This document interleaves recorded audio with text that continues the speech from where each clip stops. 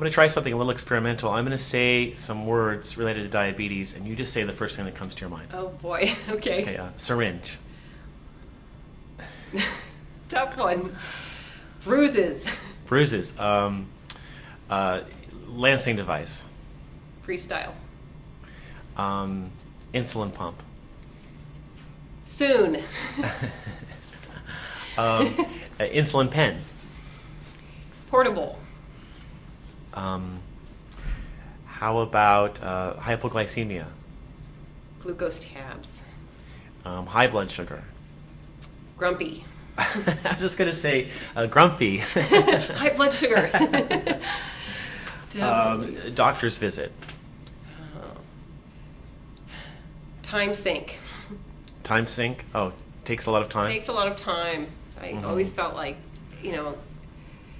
I'm sure other people have this issue of, driving there, spending the time. I'm a mother, so I always have to have someone watch my children, go in there, wait in the office for the longest time, finally get in. And a lot of times you feel like, was it worth it? Did I really come away with something tangible that's going to help my diabetes control? Yeah. Or did I just spend an afternoon, doing basically red tape, filling out forms and not really making any progress? Right. So, I'm sure I'm not the only one who feels that way about their appointments sometimes. No, you're not. Food. Math. Cake. Bad. Orange juice. Oh, low. Dietitian. Lists. Exercise. Fun. Fun. I actually enjoy it. Sports. Team sports I've never been into. Injection sites. Oh, yeah. Definitely. Go back to bruises. Yeah.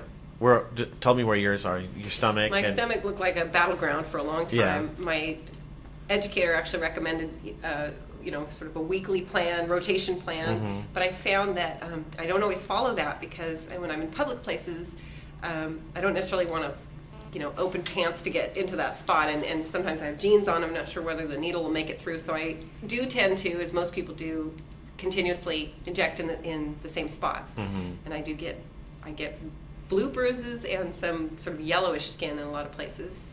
Yeah, I get those too. Unpleasant, yeah. Yeah. So complications. Old. Yeah. For old people or old. I hope I won't get any until I'm very old. Children with diabetes.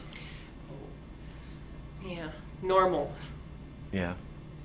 To me, I always think, and I have 3 children, so I think about it's so hard when you're as a child to be the odd one out.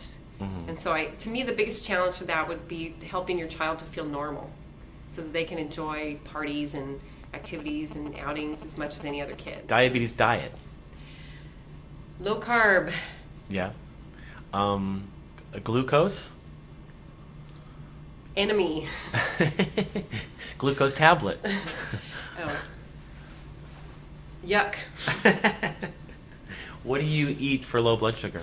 I do take mainly the glucose tablets because I find them easy to carry with me, and I know how much I'm taking versus just, I find that if I eat real food, then especially when you're low, you're hungry and you don't stop. So, yeah. But I've just recently started to carry around little mini boxes of raisins, and it's a finite amount of raisins, so that sort of helps, and I enjoy eating those a lot more than the glucose tablets, which I find are overly sweet. My kids always try to eat my glucose tablets. They're like, no, It's that's candy Daddy's for medicine.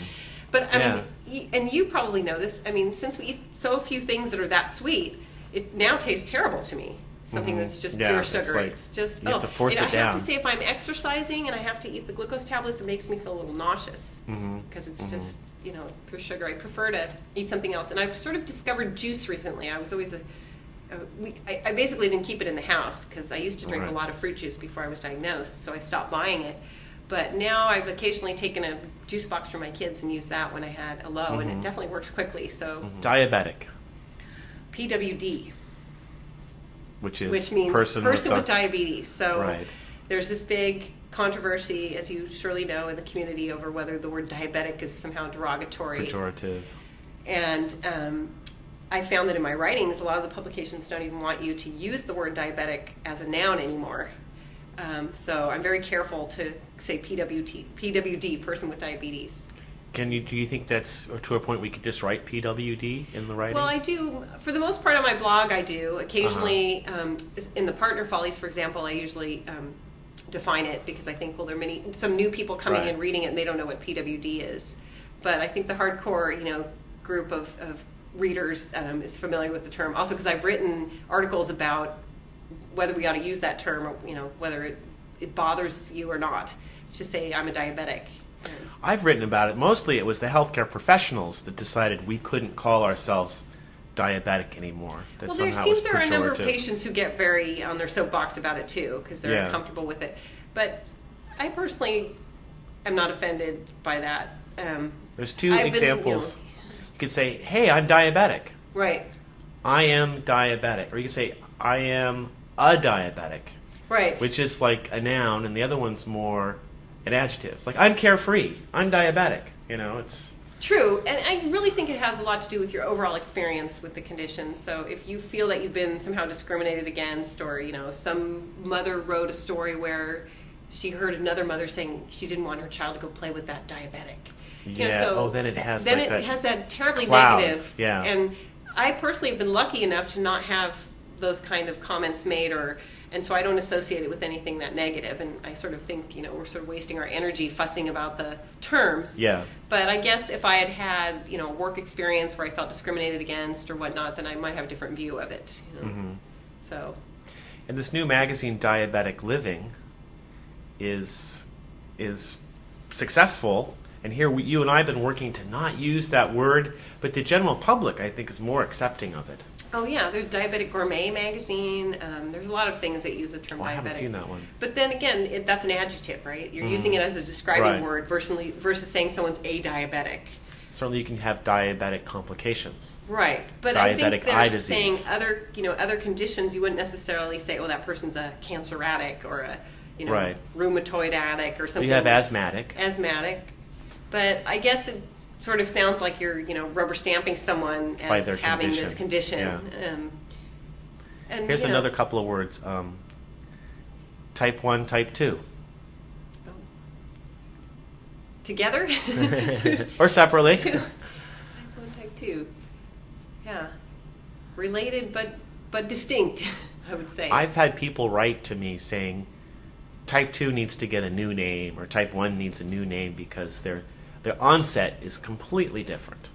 And the treatment is very different too. I would almost agree with that. I mean, I can't tell you how much time I've spent explaining to acquaintances and even friends and family the difference between, because to them diabetes is diabetes, and obviously they have some core similarities, but they are two different conditions.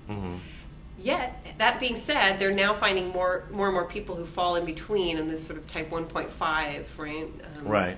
Who seem to have some of the symptoms of both, or who might seem like they're a little bit more type 2, but they still need insulin right away. And so I guess it is really a continuum.